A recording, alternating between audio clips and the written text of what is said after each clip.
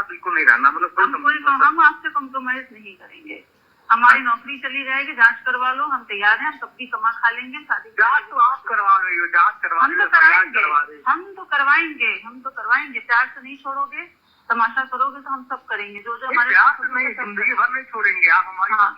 हैं और रहेंगे। तो फिर देखो, फिर तो बात है ना, फिर तुम लड़ो फिर कानून से। ये जो अभी आपने सुना, ये एक ऑडियो है, एक बातचीत है आलोक मौर्य के बीच और उनकी एसडीएम पत्नी ज्योति मौर्य के बीच। इस पूरे ऑडियो में आप सुन रहे होंगे कि आलोक बार बार अपनी पत्नी से गुहार लगा रहे हैं, उन्हें वापस पाना चाहते हैं और साथ ही ये कह रहे हैं कि तुम मेरी पत्नी हो और हमेशा मेरी ही रहोगी। तो वहीं दूसरी तरफ जो ज्योति हैं वो बार बार नकार रही हैं, वो ये कह रही हैं कि चाहे कुछ भी हो जाए मैं तुम्हारे साथ तो अब नहीं रह सकती। ये जो कहानी है, ये जो पूरी घटना है, इससे हर कोई वाकिफ़ है। पूरी जो जनता है वो आलोक को इंसाफ दिलाने के पीछे लगी है, चाहे इंस्टाग्राम हो, चाहे ट्विटर हो, हर सोशल मीडिया पर आलोक के लिए जस्टिस की मांग उठ रही है। अब ऐसे में जब ये कहानी सामने आई कि एक पति ने, एक सफाई कर्मी पति है, उसने अपनी पत्नी को पढ़ाया लिखाया, फिर वो एसडीएम बनी, फिर उसने किसी और एक अधिकारी के साथ, एक जिला कमांडेंट होमगार्ड के साथ अफेयर चलाया और फिर वो उसे छोड़ कर चली गई। तब ऐसे में कई सारे आरोप जो हैं वो आलोक पर भी लगे कि उन्होंने दहेज लिया, उन्होंने बहुत कुछ और तरीके से मतलब उन्हें परेशान करने की कोशिश की, 50 लाख मांगे, या साथ ही साथ जब शादी हो रही थी ज्योति और आलोक की तो आलोक ने बहुत सारी चीज़ें झूठ बोली, उन्होंने अपनी जॉब के बारे में, सैलरी के बारे में झूठ बोला। तो ऐसे में जब हमने आलोक से बातचीत की, जब उनसे जानना चाहा कि इसमें क्या सच्चाई है जो ज्योति आप पर आरोप लगा रही हैं, जो जो चीज़ें आप सामने आ रही हैं आपको लेकर कि आपने उनका व्हाट्सएप हैक किया, हैकर्स बुलवाए उसके थ्रू, तो सुनिए आप खुद एक बार ये पूरा ऑडियो सुनिए कि आलोक इसमें क्या कह रहे हैं। मैम हम लोग मतलब एक मीडियम परिवार से आते हैं मैम। हम आपस में हम लोग एक दूसरे को 2008 से जानते थे। अच्छा। ये यूपी का, ये बनारस में पढ़ती थी और ये मेरे रिलेशन में आती है मैम। तो आप लोग की लव मैरिज है या अरेंज है? लव कम अरेंज मैरिज है मैम। अच्छा। रिलेशन में आते थे इसलिए बातचीत होती थी 2008 से ही हम लोगों की। और 2009 में शादी की पहल चली हम लोगों के परिवार के बीच में। तो हम लोगों की शादी 2010 में हुई है इनसे। अच्छा। और सब कुछ अच्छा चल रहा था मैम। 2015 में इन्होंने काफ़ी मेहनत किया और हम इनको इलाहाबाद ले आए पढ़ाए, और पढ़ाई भी इन्होंने अच्छा किया। इनका 2015 में सिलेक्शन भी हुआ मैम। अच्छा। हमारा पूरा परिवार बहुत खुशी में था। और 2020 में एंट्री होती है एक मनीष दुबे, जो जिला कमांडेंट होमगार्ड गाजियाबाद है मैम। वो आ जाता है हम लोगों के बीच में और इनका उनसे अफेयर हो जाता है। इतना मामला इतना सीरियस हो जाता है कि ये लोग जो है शादी करना चाहते हैं। और ये मनीष दुबे हमारे घर पे सरकारी आवास पे आता है 22 फरवरी को। और मैंने इनको पहली बार आपको मनीष दुबे के बारे में कब पता लगा? मैम हमें इसका पता लगा 1 साल पहले। तो मैंने बोला कि आप कुछ ज़्यादा बात करती हैं, ये मनीष दुबे कौन है? तो उन्होंने कहा मेरा एक दोस्त है। अच्छा। जी मैम। और फिर उन्होंने कहा कि मेरा दोस्त है। तो हमने कहा ठीक है, आप बड़ी अधिकारी हैं, दोस्तों से बातचीत तो किया जा सकता है, कोई दिक्कत नहीं। लेकिन मैम ये बात का सिलसिला मिलने तक बढ़ने लगा। ये लोग लखनऊ होटल में मिलने लगे। और बाकी हमें फिर इनके मोबाइल में मैंने चैटिंग देखा, तो चैटिंग में काफ़ी कुछ लिखा हुआ मुझे मिला, तो मेरे होश ही उड़ गए। ये चैटिंग को लेकर कह रही हैं कि आप लोगों ने इनका व्हाट्सएप हैक किया है? नहीं और ऐसे आरोप लगा रही हैं कुछ पैसे देके हैक करवाया किसी से, ऐसा कुछ? नहीं मैम, ऐसा कुछ नहीं है। घर में नॉर्मली 2-3 मोबाइल होते हैं। तो इन्होंने एक घर की मोबाइल में, जिसमें इन्होंने आइडिया में खुद कहा कि दूसरी मोबाइल में इन्होंने लॉगिन करके भूल गई थी। अच्छा। तो मैं जी मैम, इन्होंने लॉगिन करके भूल गई थी। घर के नॉर्मली मोबाइल में आदमी कर लेता है कभी कभी। तो उसमें उससे मुझे चैटिंग मिलती है। अच्छा, उसमें आपने सब देख लिया? जी मैम, उसमें मैंने सब देख लिया सब। अच्छा आलोक जी, ये शादी से पहले कितनी पढ़ी लिखी थी और क्या कुछ काम वगैरह करती थी तब ये? मैम जब हम दोनों लोग संपर्क में आए तब ये बीए कर रही थी। बीए में इनका एडमिशन हुआ था। बीए फर्स्ट ईयर था, फिर सेकेंड ईयर हुआ, थर्ड ईयर में हमसे इनसे शादी हुई। अच्छा, तब इन्होंने आपसे कहा था पढ़ना चाहती हैं? हाँ, इनकी इच्छा बहुत पहले से ही थी, पढ़ने की इच्छा इनकी बहुत पहले से ही थी। कहती पढ़ना चाहती हूँ, हमें पढ़ा दीजिए। तो हम जो है ठीक है, आप चलिए इलाहाबाद वहीं रह के पढ़ेंगे। अच्छा, आपने इन्हें पढ़ाया लिखा, ये एसडीएम बनी, लेकिन अब ये जो डाउरी की बात आ रही है कि दहेज मांगा गया, गाड़ी, घर, 50 लाख, इन बातों में कितनी सच्चाई है? ये तो मैम बिल्कुल बिल्कुल सरासर झूठा इल्जाम है। अगर दहेज मांगना होता तो मैम 2010 से आज 13 साल बीत गया है। हाँ। तो इनको खुद सोचना चाहिए कि 13 साल तक इन्होंने क्यों नहीं कहीं FIR लिखवाई, क्यों नहीं कहीं पे कंप्लेन किया। इतनी हेल्पलाइन बनी हुई है, इतने थाने हैं, और जबकि अच्छा, खुद किसी- SDM थी, इनके पास 2-2 3-3 थाने रहते थे, थाना दिवस पे जाती थी। अगर जी। इनसे दहेज मांगा जा रहा था तो 2016 से क्यों नहीं कंप्लेन इन्होंने किया। ऐसा कुछ नहीं मैम, बिल्कुल गलत इल्जाम लगा रही हैं। फिलहाल गलत तो ये हर जगह बोलती जा रही हैं, सारी चीजें हमारे ऊपर इल्जाम लगाती जा रही हैं। घर में इन पर किसी तरह का कोई प्रेशर रहा हो, दबाव रहा हो, कभी परेशानी आई हो इन्हें, ऐसी मैम कोई चीज? मैम आप ये बताइए दबाव कैसे हो सकता है। इनका पूरा परिवार तो मेरे घर में रह रहा है, इनकी मम्मी, भाई, इनका बहन, 2012 से मेरे घर में लोग बैठे हुए हैं। तो मैं दबाव बनाऊंगा कि वो लोग मेरे ऊपर दबाव बनाएंगे? आप पता कर सकते हैं। इनकी लेकिन- माँ का हाँ। भाई, इनका बहन, पूरा परिवार मेरे घर में रह रहा है, मेरे साथ रह रहा है। तो वो लोग अपने घर में मेरे- क्यों नहीं रहते हैं? वो लोग अपने घर में इसलिए नहीं रहते कि यहाँ पे लगता है कि बिटिया कमा रही है तो उनके साथ रहेंगे आराम से, ऐसो आराम की जिंदगी है। लेकिन ये सारी चीजें तो इनकी भी साइड से बोली जा रही हैं, जो SDM है इनकी साइड से बोला जा रहा है कि आपके परिवार वालों पे खर्च कर रही है, इतना सब कुछ इन्होंने खर्च किया। कभी नहीं। आप पड़ोसियों से जाके घर पे पूछ सकती हैं कि मेरे घर वाले इनके घर, मतलब हम लोगों के घर में कितने दिन रहे हैं। हम अच्छा। लोगों ने जो, जबकि घर बनवाने में पूरा पैसा मेरे पिताजी ने दिया, रिटायरमेंट हुए थे। और हाँ, घर उनके नाम है, मैं मानता हूँ, लेकिन आपकी फिर भी वाइफ जी, घर तो हर व्यक्ति लगभग अपने पत्नी के ही नाम लेता है। तो लेकिन मेरे पिताजी ने पूरा पैसा लगा के बनवाया, और आज वो ये कह रही है कि घर मेरा है। इनकी ठीक है, सैलरी अगर होगी वो ऐसा- कितनी इस वक्त? जी मैम। इनकी कितनी सैलरी होगी आपकी वाइफ की? मैम हमारी वाइफ की सैलरी आपको हमारे बताती हिसाब से नहीं, हमें इतना नहीं पता है। बस हमें जो है लगभग हमें लगता है कि करीब 80-85 हजार के करीब में होगी। तो घर पर कुछ खर्च देती हैं? हाँ, घर पे खर्च देती थी मैम, ऐसा नहीं है। पहले देती थी या परिवार अभी भी दे रही हैं आपको? अभी तक मतलब आ रहा है नहीं, खर्च? अब अभी मुझे नहीं देती थी। घर के खर्चों के लिए वो देती थी, घर में जो और होता था। बाकी मैं अपनी भी सैलरी पाता था, तो बच्चों का एडमिशन कराना, फीस जमा करना, जिम्मेदारी मैं भी निभाता था। वो तो भी बच्चों की निभाती थी। फीस कौन जमा करता है? फीस तो मैं जमा करता हूँ। उन्होंने की है अब तक? नहीं, अभी तक उन्होंने बच्चों की फीस कभी नहीं जमा किया है। सारी फीस मैं हमेशा जमा किया हूँ। मैं हमेशा मतलब जाता था और जमा और करता जो था ये admission। मनीष दुबे का नाम सामने आ रहा है, तो इससे पहले सब चीजें ठीक थी कि आपके घर में जितना भी खर्चा उठाना हो गया, हाँ, कुछ मैं छोटी मोटी हेल्प बहुत सब अच्छा था। करती मैं थी? बहुत अच्छा था। हम लोग शनिवार को घर आते थे। उनकी भी ड्यूटी कौशाम्बी में रही है, मैं भी प्रतापगढ़ में रहता था। शनिवार की शाम को घर आते थे। शनिवार संडे तक हम लोग, मंडे तक सुबह तक रहते थे। बहुत अच्छे से बीतती थी मैम। तो घर में कभी लड़ाई तो हुई मैम, आप लोग कैसे पैसों को लेकर नहीं कि नहीं, तुम्हारी सैलरी कम है कभी मेरी ज्यादा? कभी नहीं, कभी किसी चीज का कोई इशू नहीं रहा मैम। हम लोगों को सैलरी नौकरी का लेकर कभी इशू नहीं रहा है। इशू अब बन गया है क्योंकि इनके जिंदगी में मनीष दुबे आ गया है और ये लोग शादी करना चाहते हैं। क्योंकि मैंने इनको देख लिया, अपने घर पे देख लिया, तो तब से ये लोग मेरे जान के पीछे पड़े हैं कि इनको मार डालें, नहीं तो हमारे समाज में और हर जगह बेइज्जती होगी और नौकरी को भी खतरा बनेगा। आपको धमकियां दी जा रही हैं इसकी? जी मैम, धमकियाँ दी जा रही हैं। और उसी समय मेरे ऊपर हमला हुआ, जब मैंने इन लोगों को अपने घर पे देखा, जानलेवा हमला हुआ। मैं किसी तरह वहाँ से जान बचा के भागा। तो अभी आप घर पे नहीं हैं अपने, कहीं बचते हुए नहीं, फिर अपने रहे हैं? घर पे नहीं हूँ। मैं अभी प्रतापगढ़ में रह रहा हूँ। तो इन लोग को पता है आपकी लोकेशन वगैरह? नहीं मैम, लोकेशन में किसी को नहीं बताता मैम कि मैं कहाँ रह रहा हूँ। पर अपने ड्यूटी पे तो मुझे जाना ही पड़ेगा ना मैम। मैं तो हाँ, यहीं आ हाँ। रहा हूँ, जा रहा हूँ। बच्चों के साथ कैसा इनका रवैया है अभी और पहले? नहीं मैम, बच्चों का साथ हमेशा अच्छा रह रहा है। मैं बता रहा हूँ ना मैम, एक बहुत अच्छी मतलब पत्नी थी मेरे लिए। मैं उनको बहुत प्यार करता था और ये भी मुझे बहुत अच्छा फैमिली चल रहा था। बीच में सिर्फ तीसरे व्यक्ति के आ जाने के मनीष दुबे ने मेरा पूरा घर बर्बाद कर दिया। और उसका साथ पूरी तरह से दे रही जो थी, क्योंकि मनीष दुबे की पत्नी भी परेशान है। मनीष दुबे की पत्नी भी मेरे संपर्क में आई।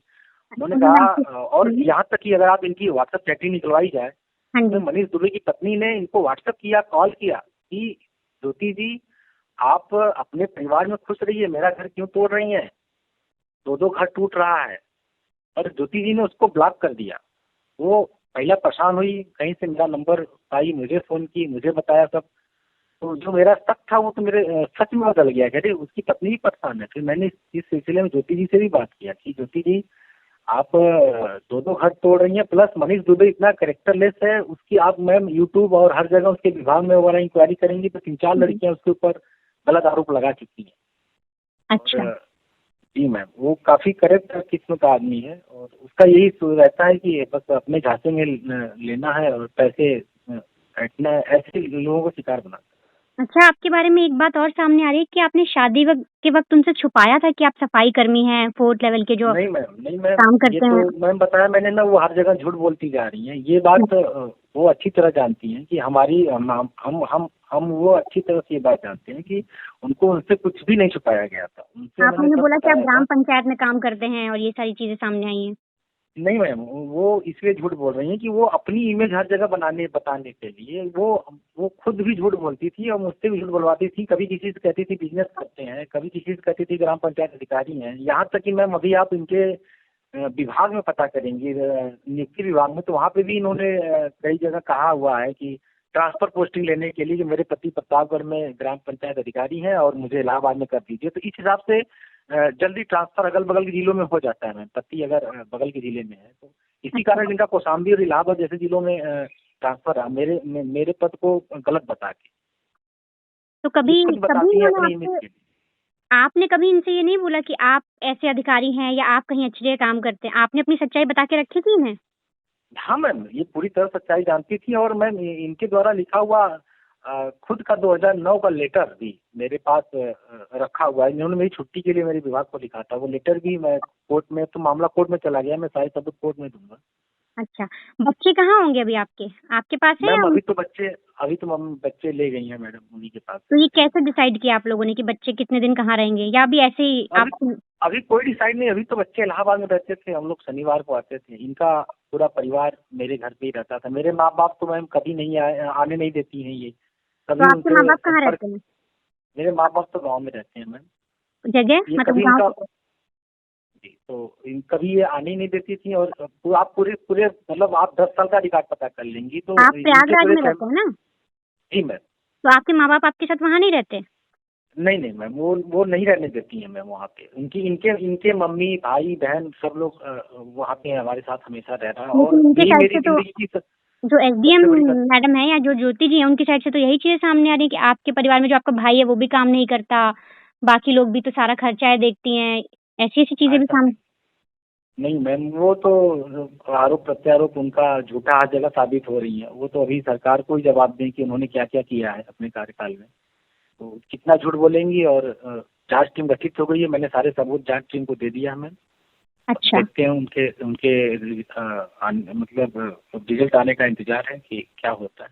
तो अभी बच्चों वाला आप लोगों ने कुछ डिसाइड नहीं किया ना? आपसी तरीके से आप लोग खुद समझदारी से कर रहे मैम हैं? बच्चों से तो वो बात ही नहीं करा रही। पहले तो बात भी हो जाती थी, अभी वो 1 हफ्ते से बात भी नहीं करा रही हैं। जब से आपके पास से लेके गई हैं? जी मैम। कि आपने ना 100 पन्नों की एक डायरी भी दिखाई है।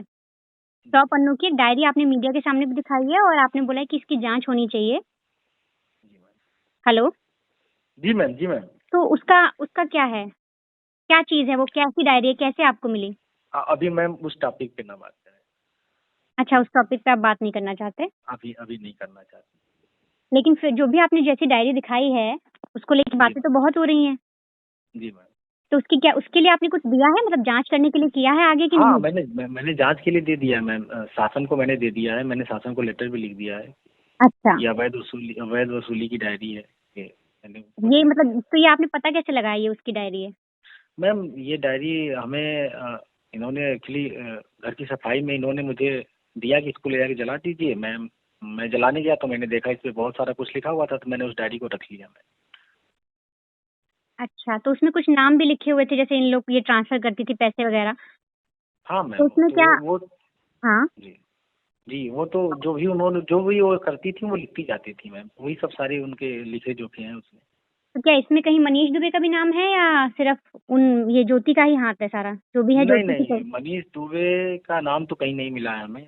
अच्छा, लेकिन ये कमाई के पैसे सब वहीं पे जाता था, मनीष दुबे ही लेता था। लेकिन ये आपको कहीं मिला नहीं है कि मतलब वहाँ जा रहे हैं कि नहीं, नहीं? ऐसा ऐसा आप एक अंदाजा लगा रहे हैं? जी मैम। अच्छा, क्योंकि वो भ्रष्ट है मैम, वो दूसरे को भी भ्रष्ट बनाता है ना मैम। ये चीज है, उसका काम है ये चीज।